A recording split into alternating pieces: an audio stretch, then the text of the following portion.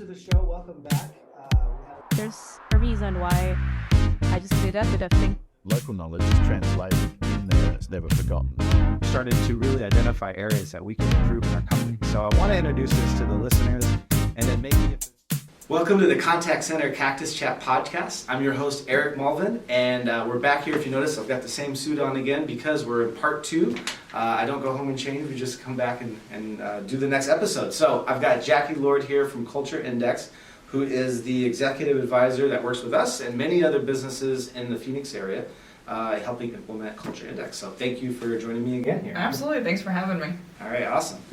And, the last episode we talked and dug into Culture Index and kind of introduced it to our audience here. And we started talking about some of the areas that could help. And so today I wanted to get more into a conversation around AI. And, it's 2023. I think since the very beginning of the year, ChatGPT has just been in the headlines constantly. And I don't think there's a day that goes by where someone isn't mentioning it to me. Hey, have you looked at ChatGPT? Have you heard of this or that? And I'm like, yes. And for you guys that are trying to give me advice, we are using it in our company with some clients. So stop suggesting it. But yeah, I mean, AI, there's a lot of excitement, concern. It's supposed to change the world. The debate I hear a lot is, why hold back technology? Otherwise, we'd be still plowing horses, fields with horses and doing everything. All the advancement that's happened in farming has helped get us to where we are today. How do we usher in this new world if we hold back technology like AI? So, which is again exciting, but then scary for the people that are doing the jobs that it could possibly replace, like call center jobs. So yeah, I want to jump into that, because Culture Index is really designed to help people make people decisions, and around people, it definitely will not help you with your AI. It's not going to tell you what's the right bot to install into your company. And so, yeah, what are your thoughts on this as someone that helps implement Culture Index into companies and they're trying to be the evangelist for Culture Index, and then meanwhile you've got this competing force that's saying, take the people out, put these bots in. Yeah, absolutely. So, AI is a real thing in reducing the people in the workforce. I think it's going to be interesting as we start to navigate this era. I will tell you, yes, we may not be hiring as much. Yes, we may reduce your payroll expenses. Yes, we may have a completely different war on talent with the workforce that's out there. What is going to happen, I strongly believe, is that the importance of infusing human back into businesses is going to even double. It's going to double down. And the reason why is because we are still humans and we are still people operating inside a business. Some of the work is going to be automated, right? But the importance of the people that are there and what is left, especially, which is really an interesting juxtaposition of kind of the mental health crisis we are in post-COVID. So we are in a position where the human and the people element is going to be even more important to get right as part of the equation. I strongly, strongly believe that as we navigate into this AI world. All right, so you touched on mental health, which I think is interesting because that is something that I wanted to talk about, and talking about the people that's so important. So one of the things that I noticed too, that you come from Amazon or as part of your background, but I'm seeing this push to make humans extremely efficient. You're all about data. I feel like certain companies want to get 100% efficiency out of people, and they're people. You need breaks. You need time to think. You cannot be. I don't feel like a human can think critically 8 hours straight. You need mental rest somewhere in there. Exactly. So with this push of AI, getting more into the workplace, and then I don't know, where do you see that going with the push to make people more efficient? So you got the people that are still there because you still need them, but then now you're turning them into bots. Absolutely. So that is twofold in my mind. Number one, how do we make people more efficient? That actually comes back to the foundation of getting the right person in the right seat. right? You actually don't need to hold people accountable if they're aligned with the work that they're doing and they're being communicated to and led properly. So really it starts with, how do you make someone more efficient? Well, let's check and see if they're having a complete out-of-body experience to be there, right? So let's at least get the right person in the right seat. From there, right, we're talking about this human aspect into business. We still need community. We still need culture. It's going to be even more important with this automation and AI world we're walking into. The mental health, I just read an article the other day. It says, due to the mental health challenges, the average employee is reporting 5 less hours of productivity a week. That's huge. Right. This is a real thing that leaders, companies, businesses need to address and need to understand. So understanding their people, understanding if they're aligned for the role, understanding if they're checked out, understanding if they're stressed or burnt out is going to be of the utmost importance, because the people you do have, the leaders need to take care of them, right? This isn't about being in charge. This is about taking care of the people in your charge. And if you don't have the data and the information, not only on yourself, on self-awareness as a leader, but also on your employees, then it's really just a guessing game and a flip of a coin. Yeah, and it's interesting you talk about yourself as a leader, and I think a lot of people, they don't, that you're working with, and correct me if I'm wrong, they're probably not thinking about themselves necessarily initially. They're like, this is for my team, this is for my company, and they're not thinking about like, oh wow, there's a lot of stuff I could learn about myself. How many times have you seen a leader like go through some journey of self-discovery with you once you start uncovering this stuff with them? 100% of my leaders and managers that I've onboarded over the past 2 years, I'd say over 1,000 leaders and managers go through a complete process of self-discovery and self-awareness, right? Understanding their tendencies, understanding that, they are only 95% of the world will not operate like them. So how do you navigate that? How do you understand someone's compliments? How do you understand your own weakness? It's a little bit of a reality check. It's a little bit of self-awareness. It's also kind of a beautiful process of understanding what is that superpower and magic you bring to the business, you bring to the world, you bring to your employees, and then how do you complement the offset? So as part of my onboarding process, I spend 2 days with my leaders and managers. And most of the time, over 90% of the time together, I am harping on self-awareness, right? That is where we get to infusing humans back in. This is how we increase leadership effectiveness, is starting with the leader and their behavior and their tendencies. Yeah, that makes sense.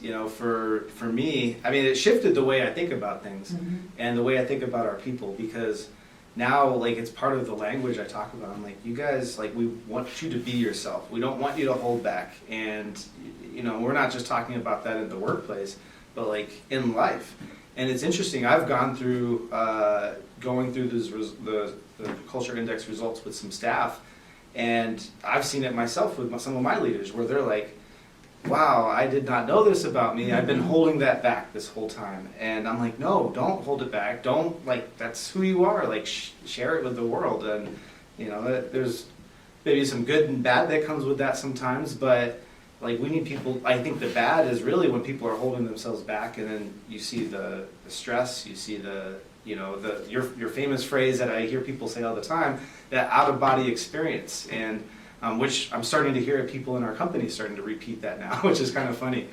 Our culture director, Keisha, who's, I don't know, it could be on a previous episode or a future episode, depending on where this lands, but she did a whole talk in our company just recently about that whole experience of, so we did an exercise where you have to write your name a couple times with your dominant hand and then your non-dominant hand. And that whole experience is like opened. It's interesting. Keisha's like, I realized my whole life I've been writing differently, and now she's like, it's just like this representative of this whole thing in her life. And she's the very first person I hired. She turned it into a talk in our company already, and so it's kind of interesting that the ripple effects, like not only because we're talking about business here, but it also has an impact outside of work. This is absolutely a personal journey. Yeah. It starts with individual humans. That's why I kind of take a little bit of a different approach. This is a personal journey, and we all come together to build a business, create impact, and then grow revenue and profit. Absolutely. Yeah, and we're out there with our core values and trying to find businesses that align to that. Because there's businesses obviously that are not a good fit for Culture Index. Like they don't care about culture, they don't care about people, and I don't know if you ever come across that where you're trying to work with them and they're just not implementing anything because they're like, no, this isn't what we do, and I don't know. Do you ever see anything like that? Yeah, absolutely. I mean, it's a couple things. Are they in enough pain? Right? Are they enough pain with people challenges, with their own wearing too many hats, too stressed out? Are they understanding what the actual core issue is, right? If you have a cash flow problem, we actually have to look at hardwired behavior of the people driving and impacting that cash flow. So really understanding the source. Some folks are so overwhelmed they don't know where to start. And then also some people are hardwired to take this program and really drive it into a business. Right, so we're dealing with a multifaceted approach here, but really the folks that want to get their people engaged and aligned, and as a result, the business grows indirectly. That's really the leaders who care about their people, who are taking the responsibility as a leader, and who are working on their own self-awareness to drive. Really, it's about employee engagement. It's about making sure your employees are happy and checked in. It is the single most important thing.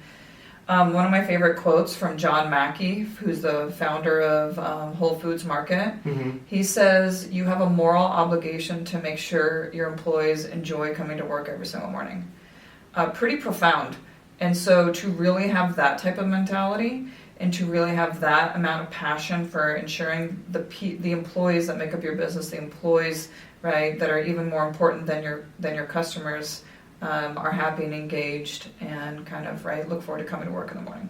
Yeah, and I remember that quote. I think I wrote it down when I heard it because I was like, ooh, because that hits home when you're the leader of hundreds of people, because you're like, that's on me. It is. I've got to make sure that we're doing that all the time, and it's a big goal to have out there, because I don't think there's a lot of business leaders that look at that as their responsibility. They're looking at maybe I've got to drive profit, I've got to drive growth, and I think for me, like from day one, it's always been about people, and so I think that's why this was just such a perfect fit, and I think it could really accelerate where we're going. But yeah, it's interesting that it really comes down to the kind of business, like what's their focus, right? Exactly. What's their core values? What's the leader, right? It all starts with the leader and the leadership team.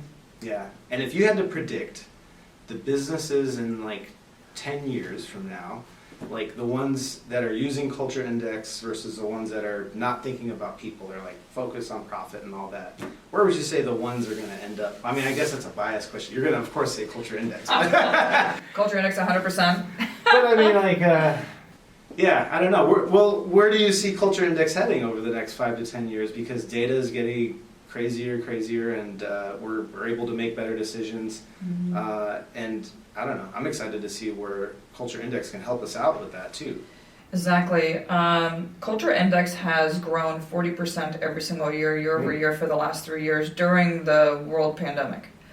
So the need to get this right, the need to take care of people, the need to grow businesses from a data perspective on people, right? This is our whole world is data driven, but yet we don't use any data to make people decisions. So the need for this and getting this right, and the people that we do have that are not automated by AI roles, the need to get this right is even more important. Why would we not have data on people?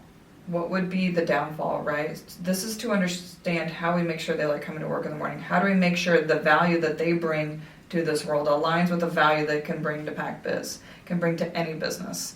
So it's really about getting that data. It's a different form of data. Just like you look at your P&L, and just like you look at your balance sheet every single day and your KPI reports, this is another piece of data, which is actually the most important piece of the data. Yeah, and for me as a sports person, I know we both connect on basketball.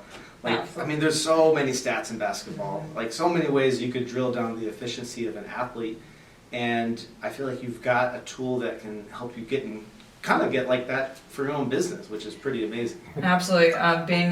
Being also that sports fanatic with you, this program has often been termed Moneyball for CEOs. How do you win that World Series with the right people in the right seats, making sure you have all A players on the team instead of twice as many B and C players really depleting that payroll, depleting your budget. So how do we really moneyball this to get that ideal team from a data perspective? Yeah, and I don't know, we could probably go all day with sports analogies, but like, yeah, I mean, you're building a team on a sports team. How many times you're complaining on the couch, like, why is this person on the team? Why do they trade for this person? Like, this coach is horrible. They shouldn't be on the team. And then, you know, we go back to our own businesses and we tolerate like this horrible behavior from someone that if you saw them on that basketball team, you're like, why are they here? They need to be fired. Like, yeah. Almost every single business I work with or walk into, the leadership team is settling for good. They are settling for mediocrity. They are really settling for below great performance, right? And it's because we're all used to B and C players. We're all used to mediocrity. I tell people they don't even know how impactful if you had an A player in this position, what the business would even look like. It is, right? They don't know what they don't know at that point, right? What do they say? The worst enemy of great is good, right? Mm-hmm. So it's really me having to educate and change the perspective on, hey, we're good now. You are growing your business. Let's get to great. Let's get your employees checked in. Let's get A players on the team. Let's rock and roll. Let's grow this business. Yeah, awesome. Well, I think that's a great way to end this episode in the two-part series. So, Jackie, I want to thank you for being a guest on and for sharing some of your wisdom with about Culture Index with our listeners. And if people wanted to learn more, because I think you're not limited to working with people in Arizona. Do you have any clients outside of Arizona? Yeah, I've got clients actually across the globe. I've got clients in Canada and really all over the United States. I do have a significant amount in Arizona as well. Cool. So if people want to learn more or get a hold of you, how do they get in touch? Yeah, absolutely. They can go on to cultureindex.com and request a kind of free diagnostic or look into their team and just reference my name, Jackie Lord. All right, perfect. And we'll get some information in the show notes so you can connect directly. But thank you again for being a guest, and really appreciate it. And catch us next time. We've got more episodes. We're talking about call centers, outsourcing, managing call centers, and how you can help grow your business. So thanks again for listening, and we'll catch you on the next episode.